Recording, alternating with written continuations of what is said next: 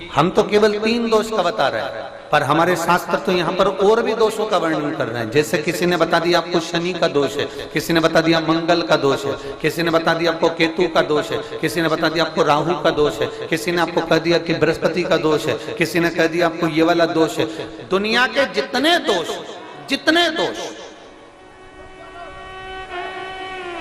People के वृक्ष के झड़ता हुआ जल की एक बूंद का स्पर्श, भले वो सूख गई हो, उसका एक स्पर्श मात्र जहां पानी नीचे की ओर गिर रहा है, उतनी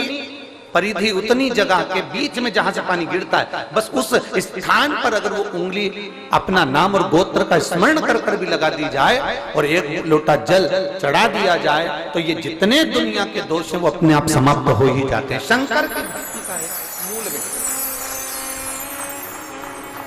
बोल बम का नारा है।